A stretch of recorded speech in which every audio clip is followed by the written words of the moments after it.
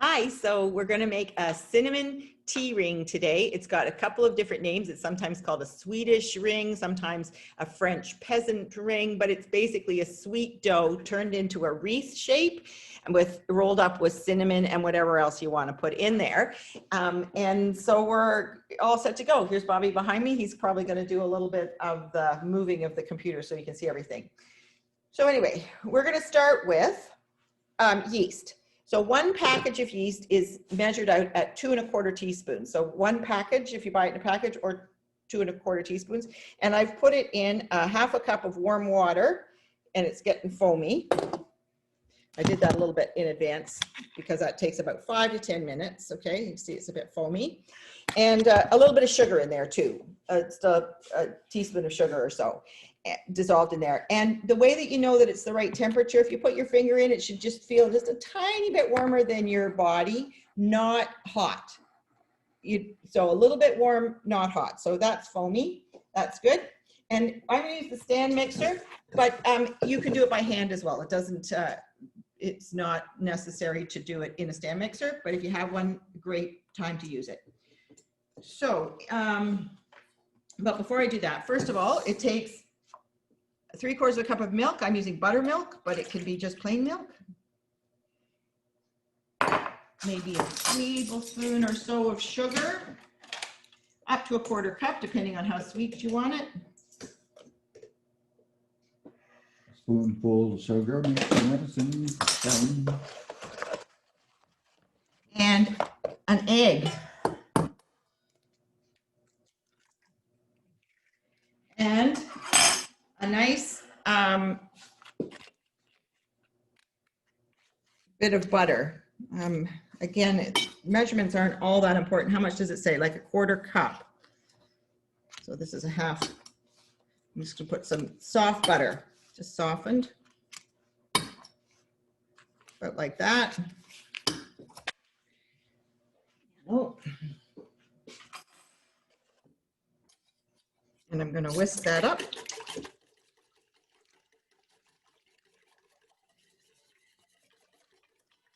That's going to be the liquid.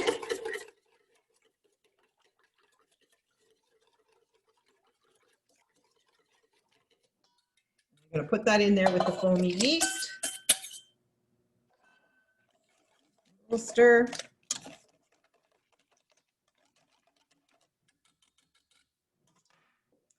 And now into the stand mixer, we're going to put 3 cups of flour, but it will go to 3 1/2.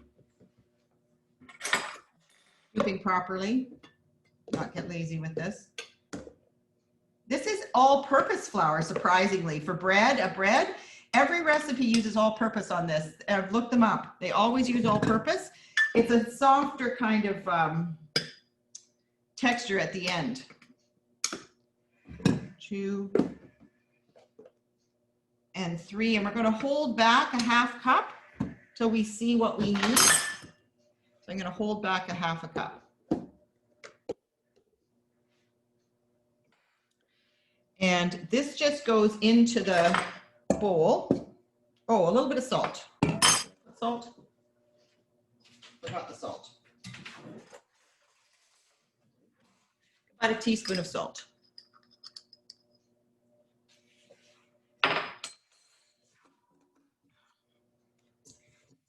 I'm just going to pour the liquid right into there. Like I say, this working with bread is so easy. And you could either stir that up with a dough hook, like anything you want to stir it with, or you can do it in the stand. I think I'll do that actually. I'll do this bit by hand. I'm just going to stir that up. Get it started.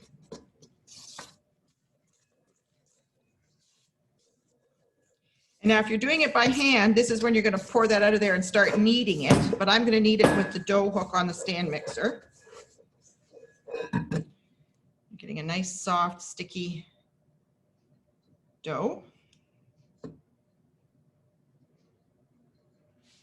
And it's a rich dough because when you add, it's considered a rich dough when you add egg and butter. And milk for that matter, because most bread is just flour and water.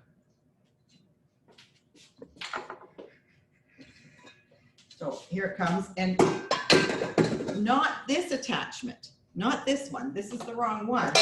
This is the dough hook. So it's this is the attachment you want. It's almost like Captain Hook's hand. It is, the hook. Yeah. The dough hook. Now the lady at KitchenAid told me never to go more than a 2 on bread.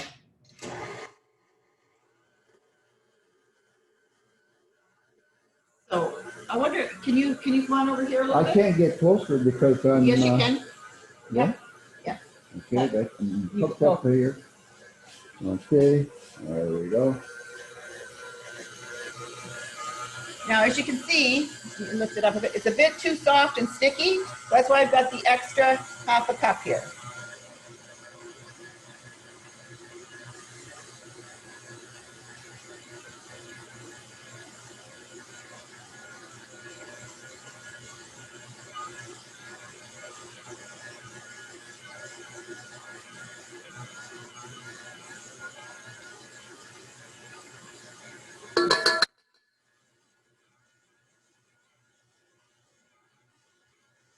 Starting to wrap itself around the dough hook, which is a good thing.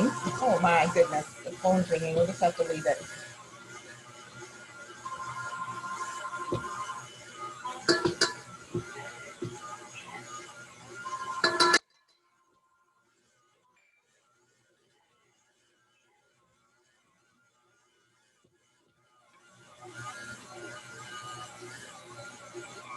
So it's going to just wrap itself around the dough hook, and that's how it kneads itself. That's completely fine.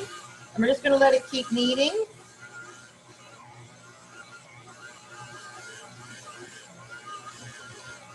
If it was too sticky, I would add more flour.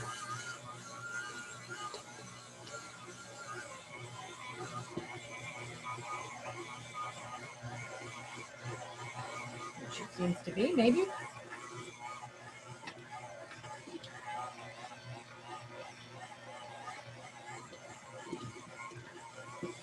Now it's going to it takes a good 5 to 8 minutes. So that's a long time on a video to knead.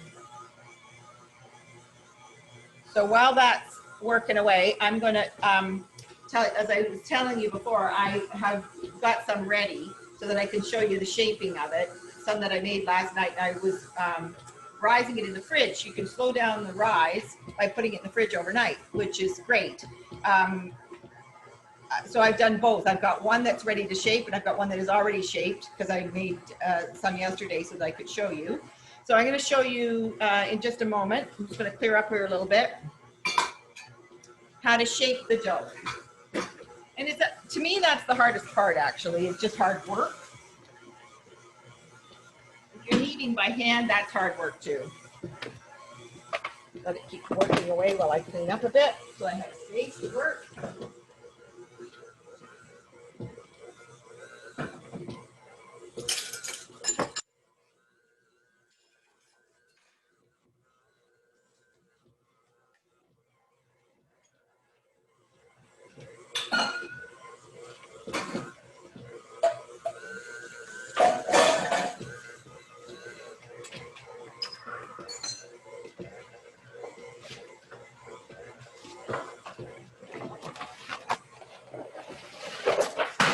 Bye-bye. All right, so here's one that I made yesterday that has had its first rise. So it's gonna, if it's on the counter, it will rise in about 1 to 2 hours until it's double in bulk. And then you're gonna get it, it's all risen, you're gonna take it out and punch it down, get the air out of it.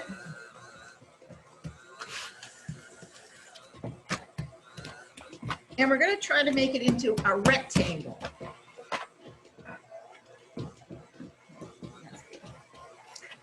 So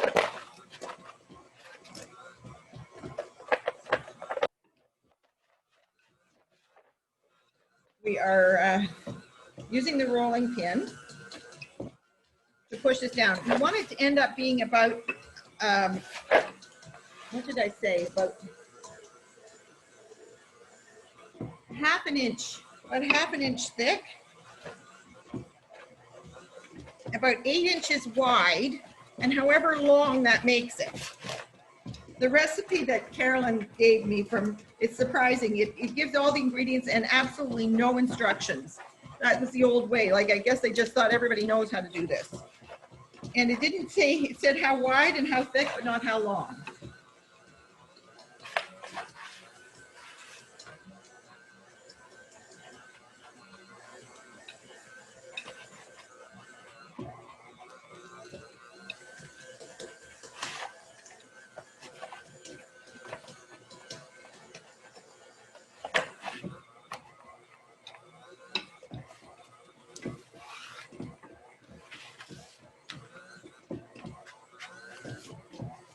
So about 8 inches, oh, that's too wide, is my hand span. So that's about how wide, about a hand span wide.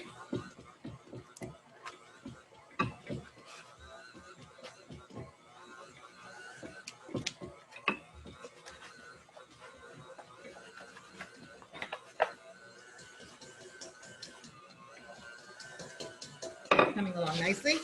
And now I'm going to try and get into a rectangle. So to do that, just using my hands to kind of shape it into a rectangle.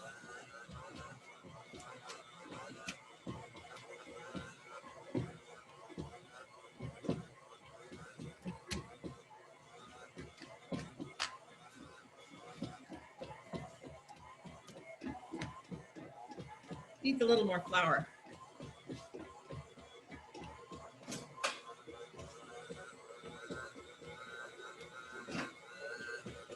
It's a bit sticky.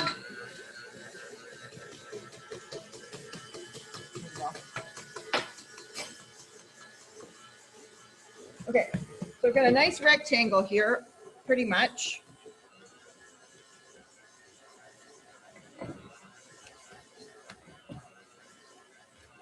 And at this point, you can flavor it however you want to flavor it. It can just be brown sugar and cinnamon, or you can add cardamom, which is the very much the flavor in the Swedish ring. You can add raisins, you can add mixed fruit, you can, I put cranberries in one, dried cranberries, you can put whatever you want in there. But I do suggest starting with some melted butter. I melted this earlier. To brush it all over with some melted butter.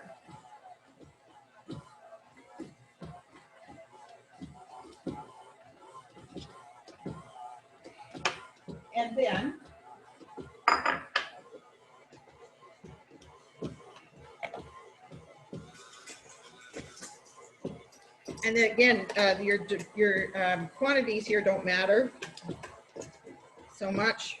About, I'm going to say 3 heaping tablespoons of brown sugar and cinnamon, of course. I'm going to put a fair bit of cinnamon. I'm going to put cardamom because I really like cardamom.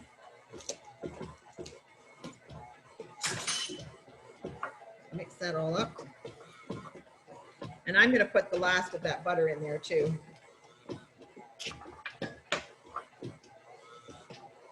Fingers are good for this. I'm going to shut that off. I would say that's done. And then I'm just going to spread this all over this rectangle of rich dough.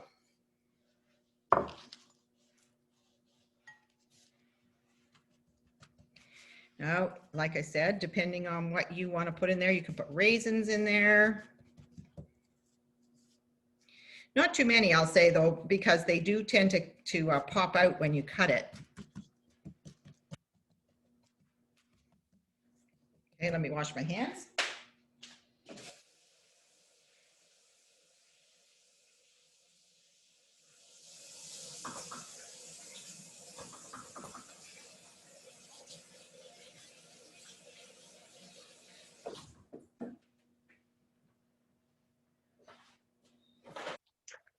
I'm going to sprinkle a few raisins on there, on this one.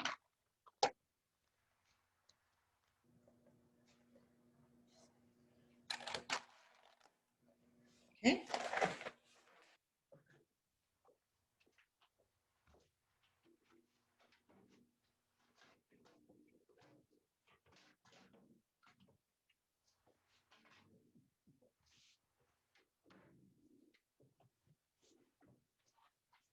Okay, so it's time to roll it up.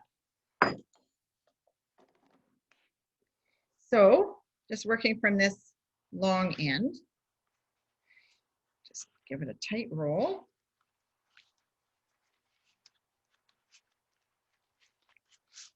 I'm on a pastry board, so it's a sort of non-stick, but if you have, you could just have a little bit of flour on the counter would work too.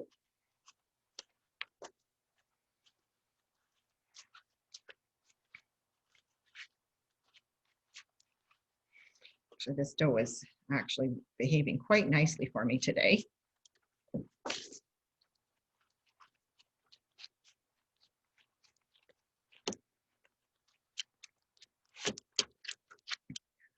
So you're going to keep the seam at the bottom. And I've got my pan ready. I'm going to work right on the pan. I don't think that one's big enough. No.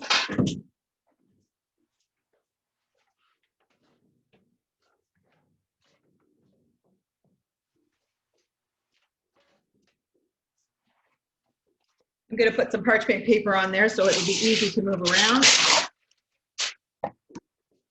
And I'm going to work directly on the pan so I don't have to move this twice. And form it into a ring. I'm going to pinch this together a little bit, although it's not, especially at the one end. Pinch that bit of dough together there. Okay.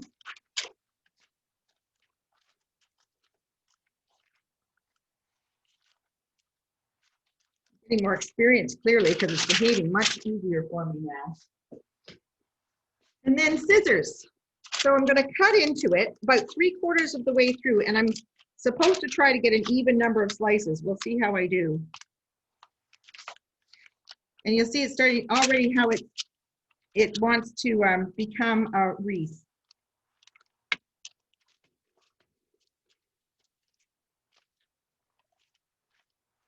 These slices, I'm judging them about an inch. I'm going to say they're about an inch, yeah. 3/4. Sometimes you have to really get in there and do the bottom bit.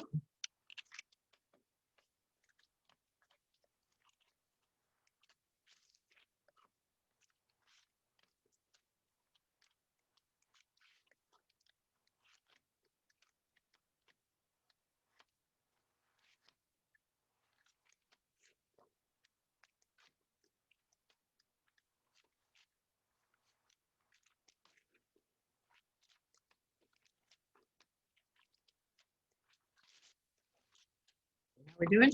Fun part's coming up soon. We're going to twist these.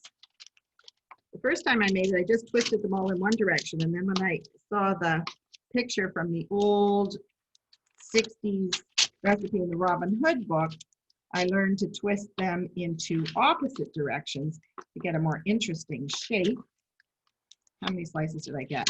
1, 2, 3, 8, 9, 10, 11, 12, 13, 14, 15, odd number. Oh well. All right. Oh, it's a little lopsided. Homemade. All right. So now we're going to twist. So the first one, we're going to twist down. And the next one, twist it up and put it on almost sort of on top. Or you could actually go the other way, but I think I'll go like this. So almost put it on top of that one. The next one goes down. And the next one kind of goes. You just go under and over and under and over. Like that. Yeah. Yeah. Okay. And Okay. then this one's going under, over. Sometimes you'll find it's not quite clipped enough, sticking, so just get in there with your scissors. That was an over. And an under. Not fun.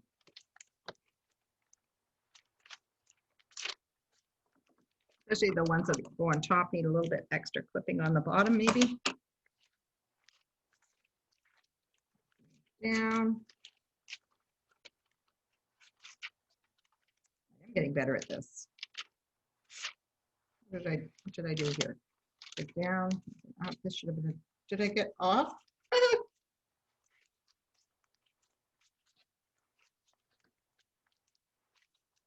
Oh.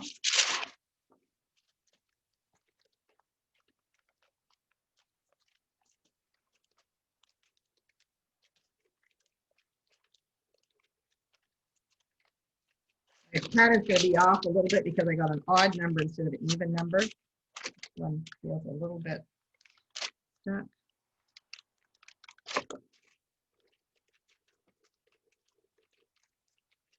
That exposes all the cinnamon and everything as well.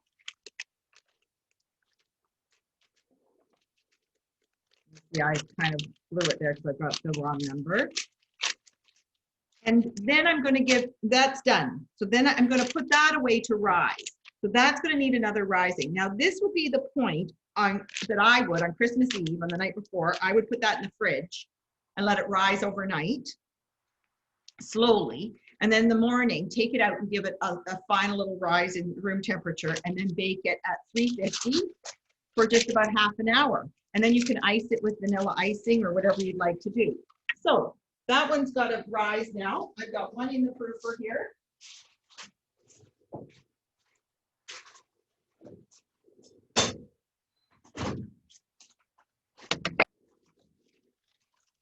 That's risen. So it's going to get really big like that. See the difference? This one has risen. This one's ready to bake. So I'll put the oven at 350. I'm going to bake this one. It's not as neat as that one. For about half an hour. So I'll put this on 350.